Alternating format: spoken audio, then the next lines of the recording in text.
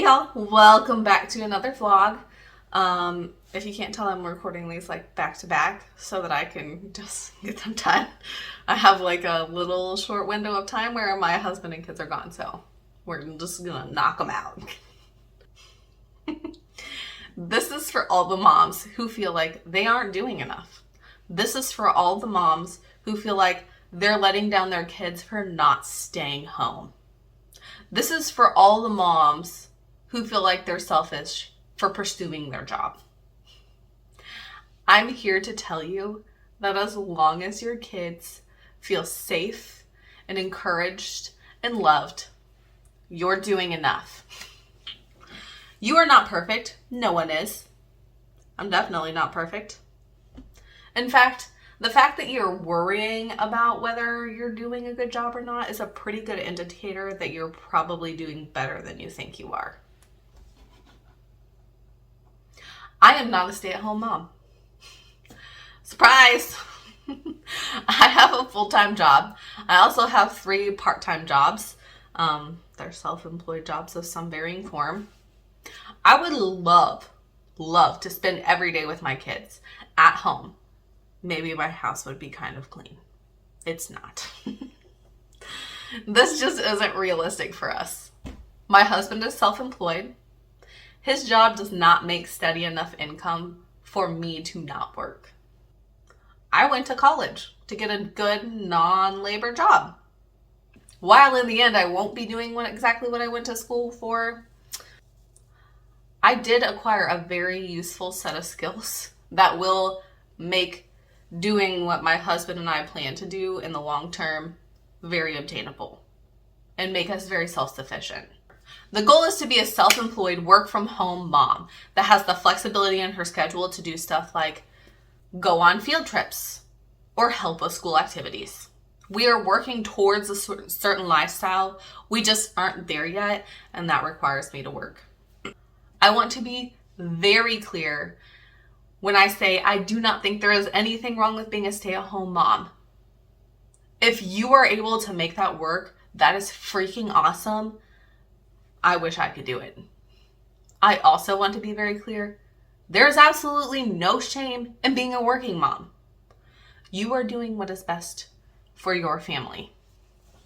My point is, I'm not a stay-at-home mom.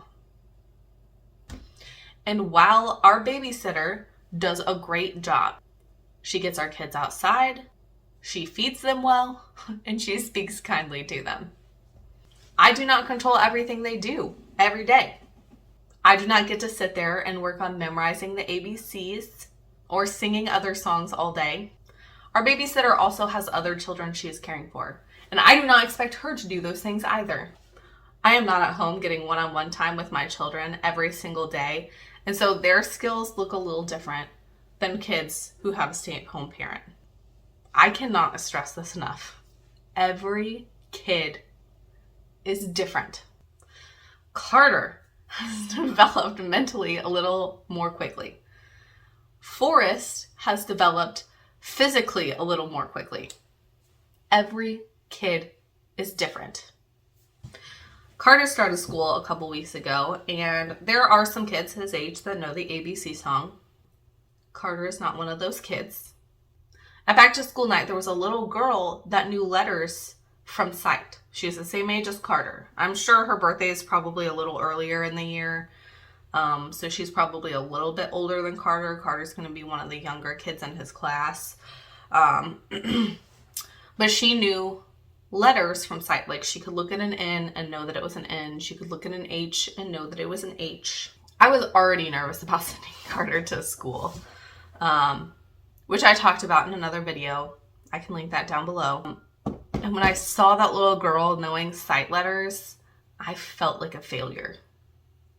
I had already talked myself out of fretting over my kid not knowing the ABCs because honestly, kids that age that know the ABCs, chances are they've just memorized the song. They've just, heard somebody sing it over and over again, and they just know the song. They don't actually know what those letters are. Like if you showed them the letter M, they probably would not actually know what that letter is. Carter knows the Very Hungry Caterpillar book. That is his favorite book. We have read it to him so many times that he doesn't know it word for word, but for the most part, you can hold open a page and he can tell you what that page says. So, for instance, the first page says, "In the light of the moon, a little egg lay on the leaf." And he'll say something like, "There's an egg on the leaf in the moon," or something like that. He doesn't know how to read. He just knows that book well enough that, we've read it to him enough that he knows it.